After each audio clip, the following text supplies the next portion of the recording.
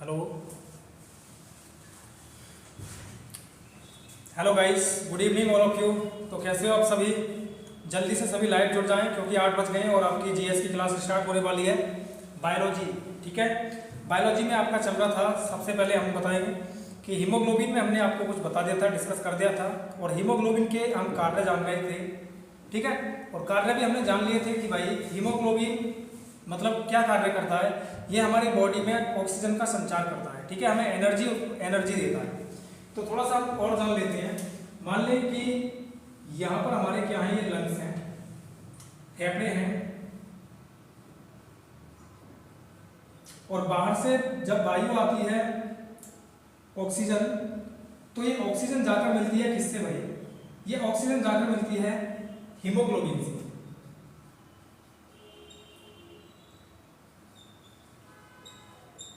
ठीक है। और हीमोग्लोबिन से मिलने के बाद हीमोग्लोबिन और ऑक्सीजन किसका फॉर्मेशन करते हैं? तो ये करते हैं ऑक्सी हीमोग्लोबिन का।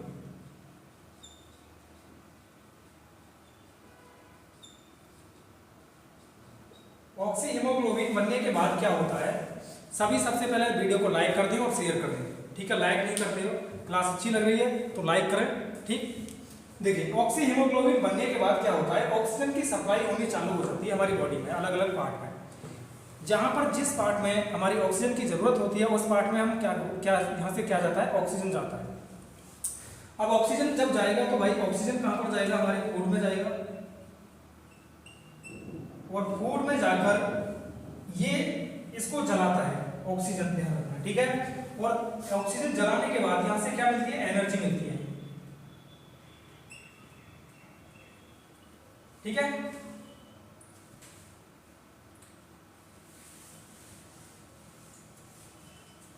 एनर्जी, ठीक है, एनर्जी मिलती है। इसके बाद क्या होता है?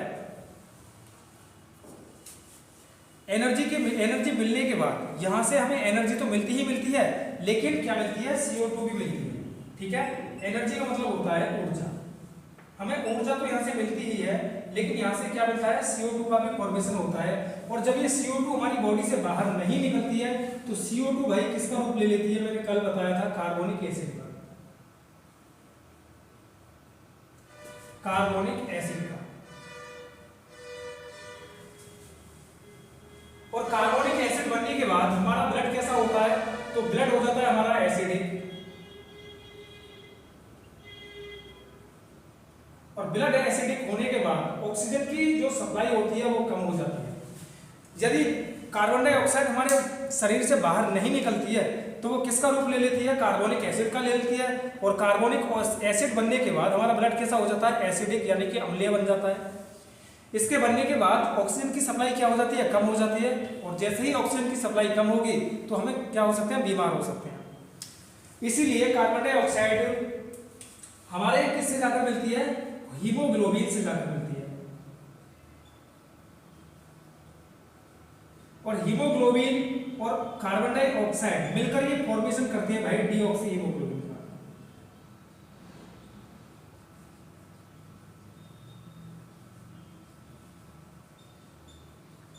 जब ये डीऑक्सी हीमोग्लोबिन का फॉर्मेशन कर देंगे तो हीमोग्लोबिन क्या करेगा? इसे अपने साथ ले जाएगा लंग्स में, फेफड़ों में, और फेफड़ों में जाने के बाद क्या हो जाएगा? यहां से CO2 माइनस हो जाती है, ठीक है। CO2 क्या हो जाएगी? यहां से माइनस हो जाएगी, यानी कि बाहर निकल जाएगी, ठीक। तो पूरा प्रोसेस समझ में आया कि जब भी हमारे फेफड़ों में ऑक्सीजन मिलती है, ऑक्सीजन किससे जाकर मिलती है? हीमोग्लोबिन से। और हीमोग्लोबिन और ऑक्सीजन मिलकर ऑक्सी हीमोग्लोबिन का फॉर्मेशन करते हैं, जहां से हमें ऊर्जा और कार्बन डाइऑक्साइड गैस मिलती है। कहां से? खाने से, जब हमारा खाना जलता है, ठीक है। अब कार्बन डाइऑक्साइड हीमोग्लोबिन से जाकर मिलती है तो हीमोग्लोबिन और कार्बन डाइऑक्साइड डीऑक्सी हीमोग्लोबिन का फॉर्मेशन करते हैं। और डीऑक्सी हीमोग्लोबिन बनने के बाद ये हीमोग्लोबिन कार्बन डाइऑक्साइड को हमारे फेफड़ों में वापस ले जाता है, और ले जाकर ये क्या कर देता है? बाहर निकाल देता है। तो यहां तक क्लियर हुआ ये? चलिए आप जान लेते हैं, इससे संबंधित कुछ क्वेश्चन बनते हैं, उन क्वेश्चन को हम जान लेते हैं, ठीक है। जैसे कि पहला क्वेश्चन है आपका, जल्दी से बताइए इसका आंसर क्या हो सकता है? लिख लेना पहला क्वेश्चन। एक इकाई हीमोग्लोबिन से कितना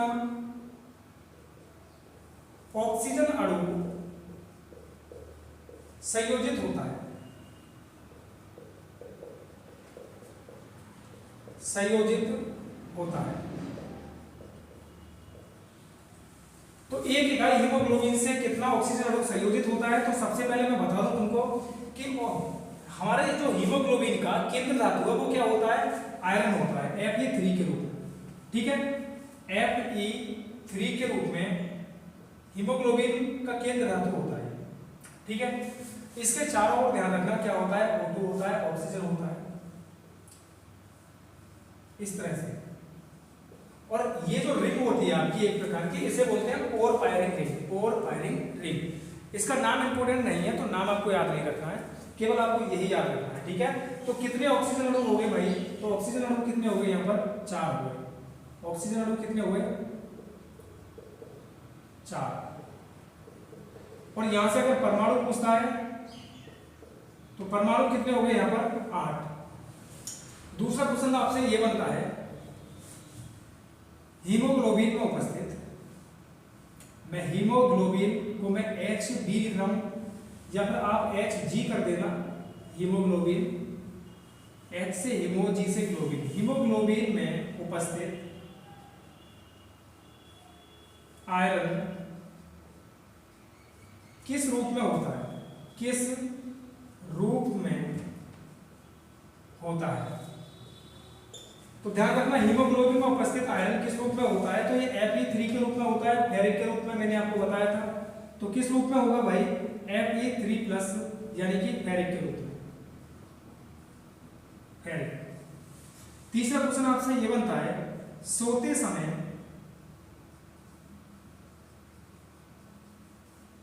हमारे आरबीसी पर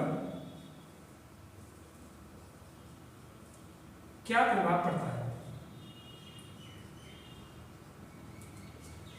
पड़ता है। तो जल्दी बताइए इसका आंसर क्या होगा। सोते समय हमारे आरबीसी पर क्या प्रभाव पड़ता है। ठीक है, तो सोते समय हमारा आरबीसी क्या हो जाता है भाई, 5% कम हो जाता है। ठीक है, कितना होगा, 5% कम। तो इसका राइट आंसर क्या होगा, 5% कम। अगला क्वेश्चन आपसे ये बनता है कि पर्वतीय क्षेत्रों में जाने पर आरबीसी पर क्या प्रभाव पड़ता है। ठीक है, और जो प्रभाव पड़ता है वो किस प्रोटीन के कारण पड़ता है, ये आपसे क्वेश्चन पूछा जा सकता है। तो ध्यान रखना कि पर्वतीय क्षेत्रों में जाने पर, क्वेश्चन लिखेंगे, पर्वतीय क्षेत्रों में जाने पर आरबीसी पर क्या प्रभाव पड़ता है, पड़ता है। तो आरबीसी पर क्या प्रभाव पड़ता है, जल्दी से बताइए, क्वेश्चन इंपोर्टेंट है आपका, हाईलाइट कर लें इस क्वेश्चन को।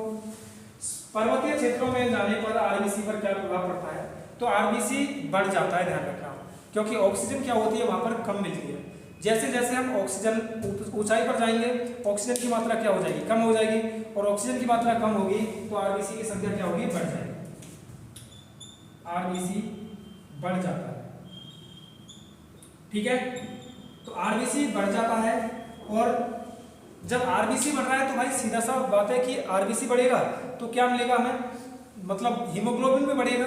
ठीक है, आरबीसी अगर बढ़ता है तो हीमोग्लोबिन भी बढ़ेगा, ध्यान रखना। आरबीसी और ऑक्सीजन मिलकर किसका फॉर्मेशन करते हैं, ऊर्जा का। यदि आरबीसी बढ़ रहा है तो ऑक्सीजन क्या होगा, कम होगा, और आरबीसी अगर घट रहा है तो ऑक्सीजन क्या होगा, बढ़ेगा, ध्यान रखना। ठीक है, चाहे तो आरबीसी हो चाहे हीमोग्लोबिन हो, और जब आरबीसी बढ़ता है तो हमारा चेहरा क्या हो जाता है, लाल हो जाता है। ठीक है, लाल सा पड़ने लगता है। और ये किस प्रोटीन के कारण होता है, तो एक आपकी प्रोटीन होती है पोएटिन प्रोटीन। ठीक है, पोएटिन प्रोटीन। और ये जो पोएटिन प्रोटीन होती है इसका निर्माण कहाँ होता है, तो ब्लड में होता है इसका निर्माण। ठीक है, तो ये किसके कारण होता है भाई, पोएटिन प्रोटीन।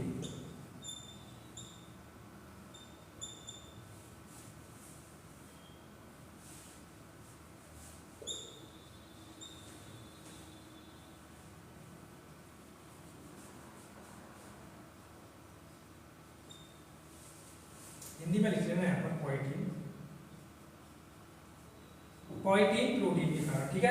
और पोएटिन प्रोटीन कहाँ पर बनता है, तो ये हमारे ब्रक में बनता है, ब्रक, ठीक है। पोएटिन प्रोटीन जब भी हम कहीं पहाड़ी क्षेत्रों में जाते हैं या फिर ऊंचाई पर जाते हैं तो क्या होता है कि ब्रक हमारा एक्टिवेट हो जाता है, और ब्रक एक्टिवेट होने के बाद ये अपना एक रसायन बनाता है, यानी कि प्रोटीन का निर्माण करता है। और वो प्रोटीन कौन सा होता है, तो वो होता है पोएटिन प्रोटीन। क्लियर यहाँ तक, बोलिए, ठीक है।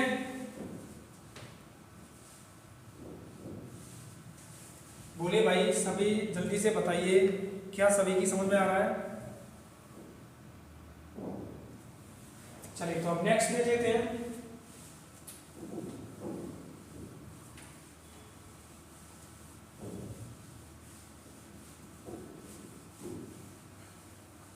देखिए अगर हम नेक्स्ट के बारे में जानते हैं तो आरबीसी ही चल रहा है अभी तो आरबीसी का आकार क्या होता है, तो आकार होता है इसका वाई कोण की, यानी कि द्विअवतल। आरबीसी का आकार कैसा होगा, द्विअवतलीय होगा। आरबीसी क्या, मैं एक बार बोलूं, आरबीसी में केंद्रक पाया जाता है क्या, बोलो जल्दी। अगर आरबीसी में केंद्रक पाया जाता है तो यस बोले, और नहीं पाया जाता है तो नो। आरबीसी जब तक, ध्यान रखना, आरबीसी जब तक विकसित है, अविकसित है, तो उसमें केंद्रक क्या होगा, पाया जाएगा।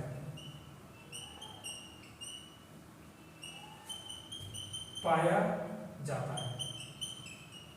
और जब आरबीसी क्या हो जाता है भाई, विकसित हो जाता है, तो इसमें फिर एक केंद्रक नहीं पाया जाता है। ध्यान रखना, विकसित होने के बाद केंद्रक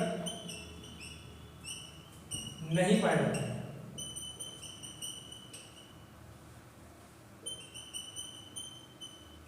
बोलो यहाँ तक क्लियर, नहीं पाया जाता है। अगर आपसे क्वेश्चन पूछता है कि अब क्या आरबीसी में केंद्रक पाया जाता है, तो आपका आंसर क्या होगा, नहीं, ठीक है। यदि क्वेश्चन आपसे ये पूछता है क्या विकसित आरबीसी में केंद्रक पाया जाता है, तो नहीं। यदि क्वेश्चन आपसे ये हुआ कि अविकसित आरबीसी में केंद्रक पाया जाता है अथवा नहीं, तो क्या होगा, पाया जाता है। बात क्लियर यहाँ तक। अब देखिए आरबीसी का जीवन काल, तो इसका जीवन काल कितना होता है, 20 से 120 दिन होता है। आरबीसी की उत्पत्ति कहां पर होती है, तो आरबीसी की उत्पत्ति होती है भाई अस्थि मज्जा,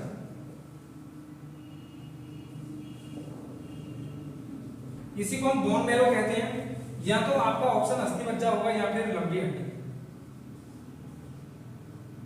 क्योंकि अस्थि मज्जा कहां से बनता है, ये हमारी लंबी हड्डियों से बनता है। और लंबी हड्डी कौन कौन सी है आपकी, फीमर और बैकबोन, यानी रीढ़ की हड्डी और जांघ की हड्डी, ठीक है। अब ध्यान देना, आरबीसी की उत्पत्ति की प्रक्रिया को किस नाम से जानते हैं, तो आरबीसी की या आरबीसी के निर्माण की प्रक्रिया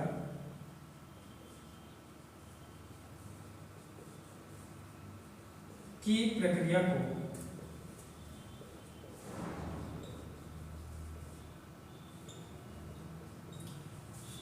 आरबीसी का साइंटिफिक नाम क्या है, इरिथ्रोसाइट। तो ध्यान रखना, आरबीसी के निर्माण की प्रक्रिया को क्या क्या कहते हैं, जल्दी से बताइए क्या कहते हैं। तो ध्यान रखना, इरिथ्रोपोइसिस के नाम से जानते हैं इस प्रक्रिया को, इरिथ्रोपोइसिस।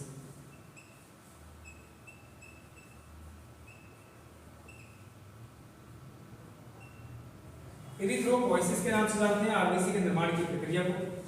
अब दूसरा क्वेश्चन ये बनता है कि भ्रूणीय अवस्था में आरबीसी का निर्माण कहां पर होता है, तो भ्रूणीय अवस्था में आरबीसी हो या डब्ल्यूबीसी हो या प्लेटलेट्स हो, तीनों का निर्माण कहां पर होता है, भ्रूणीय अवस्था में आरबीसी का निर्माण, या फिर देखेंगे आरबीसी, डब्ल्यूबीसी, प्लेटलेट्स का निर्माण कहां पर होगा भाई, तो इजाग्रत में होगा। ठीक है, क्लियर हुआ यहाँ तक? तो भ्रूणीय अवस्था में आरबीसी का निर्माण कहाँ पर होता है और डब्ल्यूबीसी का कहाँ से होता है और प्लेटलेट्स का कहाँ से होता है, मैंने आपको डिस्कस कर दिया है कि यकृत में होता है। अब बात आ जाती है कि आरबीसी का कब्रिस्तान किसे कहा जाता है। तो ध्यान रखना, आरबीसी का कब्रिस्तान किसे कहते हैं? पिलिया।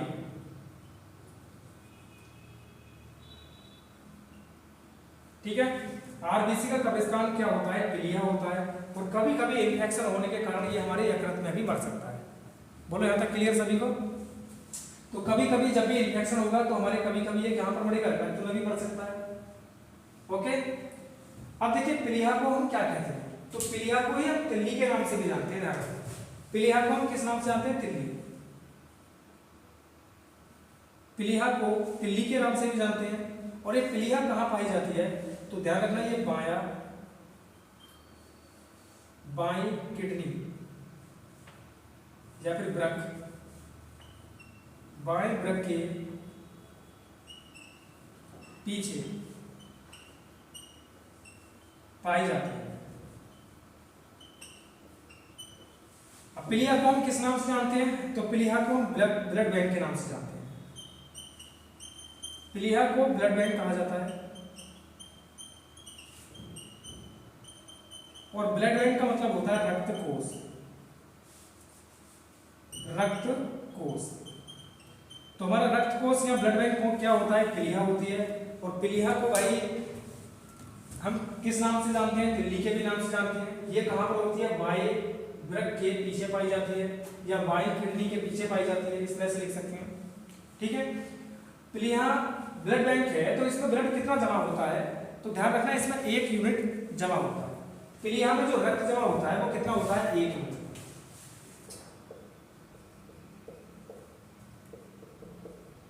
जमा रक्त कितना होगा? 1 यूनिट। और 1 यूनिट किसके बराबर होता है? तो ये होता है 350 से 450 ml। जब भी हम ब्लड डोनेट करते हैं या दान करते हैं तो ध्यान रखना कि जब अगर डॉक्टर आपसे कहता है कि 1 यूनिट ही रक्त क्या करें? दान करें।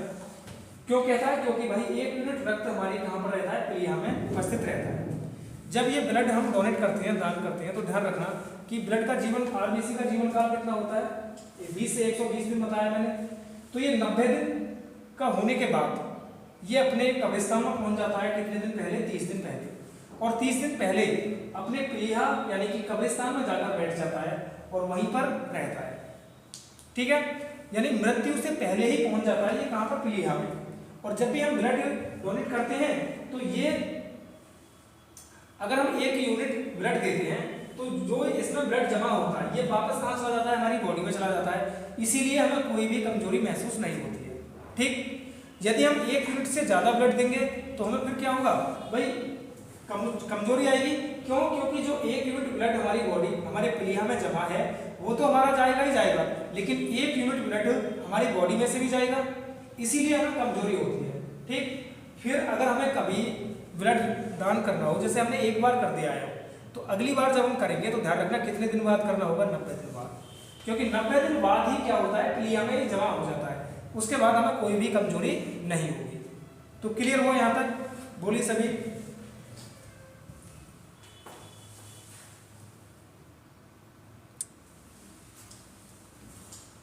तो यहाँ तक भाई आपकी समझ में आ गया है तो सभी एक बार लाइक कर दें, क्योंकि आरबीसी पूरा हो गया है। ठीक है, और आरबीसी को मैं एक बार शुरू से आपको सभी को बता देता हूँ। ठीक है, सबसे पहले मैंने आपके लिए बता दिया था कि आरबीसी का जो साइंटिफिक नाम होता है वो एरिथ्रोसाइट होता है। और इसका जो फुल फॉर्म होता है आरबीसी का, रेड ब्लड सेल होता है। आरबीसी का साइज कितना होता है? 6.5 से 8 माइक्रोमीटर होता है। 1 माइक्रोमीटर कितना होता है? तो 10 की घात 12, ठीक है, 10 की घात -6 मीटर होता है। अब 0.001 ml रक्त में यदि मैं आरबीसी का देखता हूँ कि भाई कितनी है ये संख्या, तो 4.5 से 5.5 मिलियन होती है, मैंने आपको बताया था। फीमेल की बात करें तो फीमेल में कितना होता है? तो फीमेल में बताया था मैंने आपके लिए कि फीमेल में कितना होगा? 4.5 से 5 मिलियन। ठीक है, और मेल की बात करें तो ये सब कितना होगा 5 से 5.5 मिलियन होगा मेल में। तो देखिए फीमेल में कितना बताया मैंने 4 से 5 मिलियन, और इसमें मेल में कितना बताया था, तो मेल में बताया था मैंने 5 से 5.5 मिलियन। तो दोनों में कॉमन क्या है 5, यानी कि अब मैं तुमसे पूछता हूँ कि आरबीसी की औसत संख्या कितनी है, तो आरबीसी की औसत संख्या कितनी होगी आपकी 5 मिलियन होगी। ओके, इससे आगे मैंने बता दिया था आपको, रेशियो बताया था आपके लिए कि भाई आरबीसी और डब्ल्यूबीसी प्लेटलेट्स का रेशियो क्या होता है, क्लियर आता है। इसके बाद मैंने डब्ल्यूबीसी प्लेटलेट्स के भी बारे में बताया था आपके लिए। ओके, फिर मैंने आपके लिए बताया था कि आरबीसी की कमी से कौन सा रोग होता है या आरबीसी की ज़्यादा होने से कौन सा रोग होता है। तो सभी एक बार उस क्लास को देख ले, पीछे वाली को, सभी समझ में आ जाएगा। आरबीसी मैंने पूरा करा दिया है, इससे बाहर कुछ भी नहीं जाएगा और कोई भी क्वेश्चन नहीं छोड़ेगा आपसे, ठीक है। तो जितना भी मैंने कराया है ये सभी का सभी क्या है आपका एनसीईआरटी के अकॉर्डिंग है। ओके, तो चलिए आज की क्लास में इतना ही रहने देते हैं। क्लास अच्छी लगे तो लाइक करना और शेयर करना ना भूलें, क्योंकि कल की क्लास में थोड़ा सा, अभी देखिए मैं जीके की क्लास मेरी ये दूसरी क्लास है, इस वजह से क्या हो रहा है थोड़ा सा कभी कभी मिस्टेक हो जाता है उससे, ठीक है। तो शायद हो सकता है कल की क्लास में मैं और ज़्यादा सुधार करूँगा। तो आज की क्लास को थोड़ा सा, आज तो मैंने मिस्टेक कम किया था लेकिन कल ज़्यादा किया था, तो कोई बात नहीं, धीरे धीरे क्या करेंगे, मैं धीरे धीरे सुधार करूँगा, ठीक।